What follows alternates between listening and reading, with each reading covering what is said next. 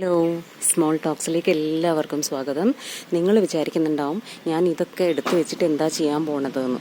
ഇന്ന് ഞങ്ങളുടെ വീട്ടിൽ ഒരു ചെറിയൊരു ആചാരമാണ്. മിഥുനമാസം അവസാനത്തെ ദിവസം ഞങ്ങളുടെ പ്രദേശത്തൊക്കെയുള്ള ഒരു ആചാരമാണ് കലിച്ചിയെ പോക്കുക എന്ന് പറഞ്ഞിട്ട്. കലിച്ചി എന്ന് പറഞ്ഞാൽ നെഗറ്റീവ് എനർജിയാണ് ഉദ്ദേശിക്കുന്നതെന്നാണ് ഞാൻ മനസ്സിലാക്കിയത്.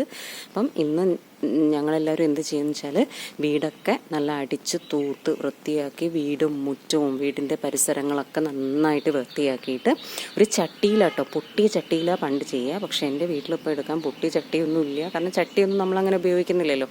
ഞാൻ തൽക്കാലം ഒരു വാഴയില വെച്ചു.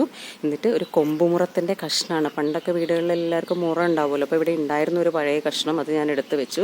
പിന്നെ ഉണക്കൽ മുളക്, ഉപ്പ്, കടുക്, 32 തിരിയാണ്, വിളക്ക് തിരിയില്ലേ, പിന്നെ 32 വെളിയില, പിന്നെ ഒരു കുറ്റിച്ചൂല് പഴയ നമ്മൾ കളയാൻ. അപ്പോൾ എന്താ വെച്ചാൽ നമ്മളുടെ വീട്ടിലത്തെ എല്ലാ പഴയ സാധനങ്ങളും നമ്മൾ എല്ലാം കളഞ്ഞ് വീട് ശുദ്ധാക്കുക എന്നാണ് അത് ഉദ്ദേശിക്കുന്നത് നമ്മളുടെ കാരണവന്മാരെന്നാണ് ഞാൻ മനസ്സിലാക്കിയത്. അപ്പം ഇന്ന് ഞങ്ങളിത് കലിച്ചിയെ പൂക്കുക എന്നാണ് പറയുക, അതായത് നെഗറ്റീവ് എനർജി. അപ്പം ഇന്ന് ഞാൻ ഇതൊക്കെ ഇലയിലെടുത്ത് വെച്ചിരിക്കുകയാണ്.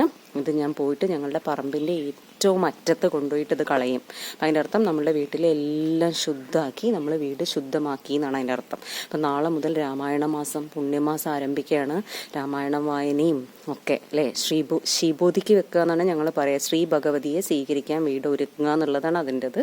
അപ്പം ഇന്നിപ്പോൾ ഞാനിതാ എല്ലാം വൃത്തിയാക്കി ഇതൊക്കെ ഒരുക്കി വെച്ചു. ഇത് പറമ്പിൻ്റെ അറ്റത്ത് കൊണ്ടുപോയിടണം. അതിനുശേഷം വീടിന് ചുറ്റും ചാണകവെള്ളം ഒന്ന് തളിക്കണം. എന്നിട്ട് നേരെ ബാത്റൂമിൽ പോയി കുളിച്ച് ശുദ്ധിയായി വരാം. ഗൃഹനാഥന്മാരാണ് സാധാരണ ഇത് ചെയ്യുക, അത് ഞാനും ചെയ്യുന്നു.